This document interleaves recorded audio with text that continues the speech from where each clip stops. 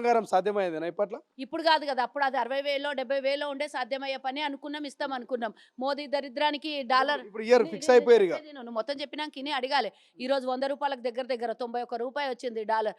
దానికి తోడు బంగారం ఇట్లా కాళ్ళకు రైలు పట్టాలు కట్టుకొని ఏరోప్లేన్ వీల్స్ కట్టుకొని ఉరుకుతుంది. 1,40,40,000 అయింది. ఇక మళ్ళా కేసీఆర్ దోచుకున్న పైసలన్నీ కన్నం పెట్టి తీసుకొని వచ్చి తెలంగాణ ప్రజలకి ఇక పెళ్లి చేసుకున్న వాళ్ళకి ఇవ్వాల్సి వస్తుంది. అట్లాంటి బంగారం అయితే ఇయర్ ఇక. ఇస్తామా అన్నది తులం ఇస్తామా, పావు తులం ఇస్తామా, ఎంత ఇస్తామో రేవంత్ రెడ్డి గారు డిసైడ్ చేసి చెప్తారు కదా. మళ్ళీ మా మంత్రివర్గం డిసైడ్ చేసి చెప్తారు. దానికన్నా ఏమన్నా డబ్బులు ఎక్స్ట్రా యాడ్ చేసి ఇస్తారేమో. ఏమన్నది బంగారం ఆ రోజు తక్కువ ధర ఉండే ఇద్దాం అనుకున్నాం. పోనీ ఏడాది లోపల 10,000 పెరిగితే ఒక లెక్క, 6 నెలల్లో 70,000 పెరిగాయి కదా. ఎక్కడ 60,000, ఎక్కడ 1,40,000. ఏముంది, ఆకాశం ధరలు అంటుకొని పోతుంటే చేయాల్సింది ఏమున్నది. వీడంతా వచ్చి నాకేసి పోయినరు. కంప్లీట్ ఇస్తామన్నారు. ఎవరి పేరు మీద ఇస్తారు, ఎక్కడ ఇస్తారు, ఎందుకు ఇస్తారు? ఇష్టదరిద్రుడు. నేను ఉండేది బంజారాహిల్స్ లో, వాడు ఫామ్ హౌస్ ల్యాండ్ ఉంటాడు కానీ ఈడికైతే రావాలి కదా. ఇస్తా, కేటీఆర్ మీద వన్ మీదే ఇస్తా. ఏమని ఇస్తారు? బహిరంగంగా ఇష్టం వచ్చినట్ల వాడు వీడు చెప్పుతోని కొడతా అంటాడు. ఫస్ట్ నువ్వు కొట్టుడు కాదు, మేము వచ్చి కొడతాను నీకు. అందరం తెలంగాణ ప్రజలంతా మా సొమ్ము దోపిడీ చేసినవరా దరిద్రుడా, నిన్ను ప్రశ్నించినందుకు నువ్వు కొడతా అంటావురా సీఎంని అని మేము ఇప్పుడు ఇస్తాం. పక్కా ఇస్తా. గతంలో నేను అన్ని ఇచ్చినాయని నీకు తెలుసు. నేను ఎవడేం మాట్లాడినా, తప్పు మాట్లాడినా వాని మీద కేసులు పెట్టినా నేను.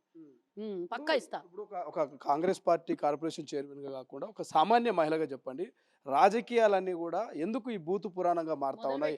వేదికల మీద ఎందుకు మంత్రులు, ముఖ్యమంత్రి స్థాయిలో ఉన్న వాళ్ళు, మాజీ ముఖ్యమంత్రులు ఎందుకు ఈ రకమైనటువంటి భాషను మాట్లాడుతున్నారంటే ఏం చెప్తారు మీరు ఒక సామాన్య మహిళ? అదే అంటున్నా, నేను అంటున్నా, కెలికి వాసన చూపియొద్దు అని అనిపించుకోవద్దు.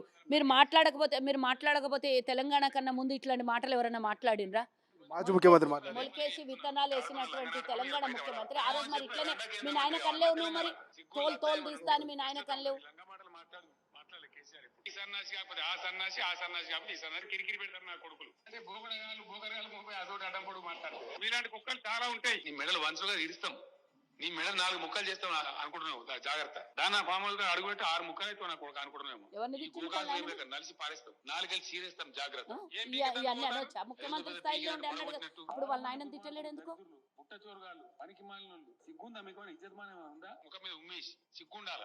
ఈ సిల్లరగాళ్ళు, ఈ కిరికిరిగాళ్ళు, కిరాయగాళ్ళు ఏ విపక్షమైన ఎవడెవడు తలకాయనోడు, ఎవడు వాడు ఒకటే నిపులు ఎవడా నిపుణుడు నాకు అర్థం కాదు. ఎవడవాడు తీసుకురాపో. నీకు సిగ్గు, శరము, లజ్జ ఉంటే మేము తోక, మేము తొండెము. అరే ఏమనుకున్నారా భయ్, బేకూఫాలు మీరు.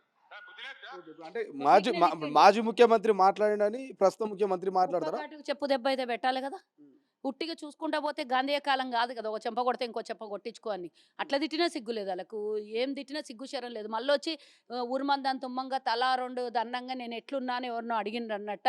వాడికి ఇప్పుడు వాళ్ళకి ఎన్ని తిట్టినా సిగ్గు లేదు, శరం లేదు. నువ్వు మాట్లాడకపోతే రేవంత్ రెడ్డి గారు సాఫీగా పనులు చేసుకుంటూ పోతున్నారు. మధ్యలో మొన్న గెలికి ఏమన్నాడు రేవంత్ రెడ్డిని?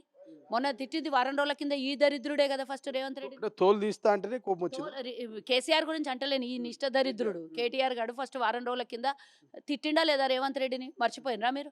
తిట్టిండు. అడు తిట్టినాక అయినా రేవంత్ అన్న మంచిగా వారం రోజుల నుంచి కామ్గున్నాడు, ఏమనలేదు. మళ్ళీ వచ్చి తండ్రి గెలుకుడు. దాని తర్వాత వచ్చి దమ్ముంటే రా అని వీడు సవాల్ ఇస్తాడు. నీకు దమ్ము చూపించడానికి రేవంత్ రెడ్డి అవసరమా? అందుకనే తిట్టిండు. డెఫినెట్గా తిడతాడు. మరి నువ్వు అన్నా ఉంటే అంతా ఉంటే పడాలనికి ఏమన్నా నువ్వేమన్నా అన్నం పెడుతున్నావు? నీ ఇంటి ముంగల పాలేరు కూడా పడ్డాడు. ఎందుకు పడతాడు రేవంత్ రెడ్డి నువ్వు అన్న మాటలు? పొలిటికల్ బూత్ల వరకు ఎప్పుడు పులిస్తా పడుతుంది, ఇట్లే కంటిన్యూ అయితేనే ఉంటుందా? దరిద్రులకు బంద్ చేయమని చెప్పు ఫస్ట్.